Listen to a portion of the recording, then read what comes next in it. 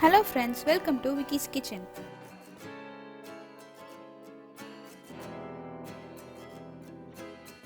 இன்னும் நீங்க என் சேனலுக்கு subscribe பண்ணலனா மறக்காம subscribe பண்ணிடுங்க.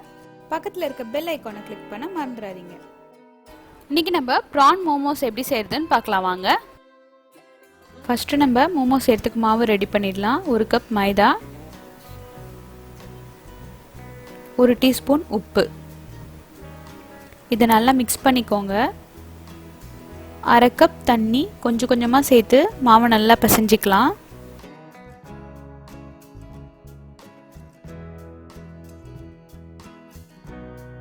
அரை டீஸ்பூன் அளவுக்கு எண்ணெய் சேர்த்துக்கிறேன்.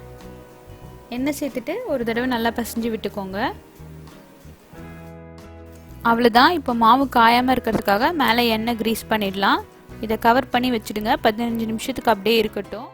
இன்னைக்கு நான் 100 கிராம் இறால குட்டி குட்டியாக சாப் பண்ணி வச்சுருக்கேன். அதை சேர்த்துக்கிறேன். கூடவே 7 பல்லு பூண்டு பொடியாக நறுக்குனது, கொஞ்சமாக பார்ஸ்லி, இது இல்லைன்னா நீங்கள் கொத்தமல்லி சேர்த்துக்கோங்க, ஒரு வெங்காயம் பொடியாக நறுக்குனது, 1 டீஸ்பூன் மிளகுத்தூள், தேவையான அளவு உப்பு, எக்ஸ்ட்ரா ஃப்ளேவருக்காக dark soya sauce 1 tablespoon. உங்ககிட்ட டார்க் சோயா சாஸ் இல்லைனா நீங்கள் நார்மல் சோயா சாஸ் ஆட் பண்ணிக்கோங்க. இப்போ இதை நல்லா மிக்ஸ் பண்ணிக்கோங்க.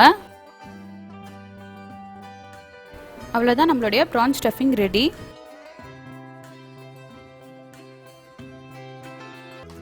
மாவு நல்லா சாஃப்டாக இருக்குது. இதை நான் என் ஒர்க்கிங் ஏரியாவுக்கு மாற்றிடுறேன். இப்போ இதை 1 நிமிஷத்துக்கு நல்லா பிசைஞ்சு விட்டுக்கோங்க. இது போல் ரோல் பண்ணிக்கோங்க.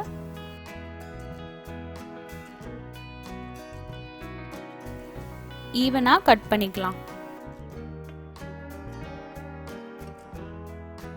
ஒரு பீஸ் மட்டும் வச்சுக்கிட்டு மற்றதெல்லாம் உள்ளே வச்சிடலாம். கவர் பண்ணிவிடுங்க டவல் போட்டு, ஏன்னா அது ட்ரை ஆகிடக்கூடாது.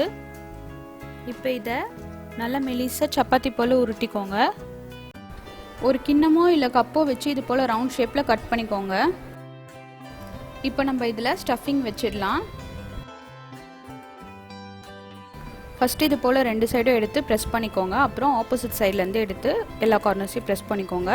சப்பாத்தி போல் உருட்டி வச்சுருக்கோம்ல, அது காயாமல் இருந்தால் தான் இது போல் ப்ரெஸ் ஆகும். நீங்கள் வெளியே வச்சுட்டிங்கன்னா காஞ்சிடும். அப்போ இது போல் ஒட்ட முடியாது. அப்போ நீங்கள் என்ன பண்ணணுன்னா தண்ணி தடவி ஒட்டிக்கோங்க. இப்போ இட்லி பாட்டில் நான் எண்ணெய் தடவி வச்சுருக்கேன். இதில் நம்ம ரெடி பண்ணி வச்சுருக்க அந்த மோமோஸை உள்ளே வச்சிடலாம்.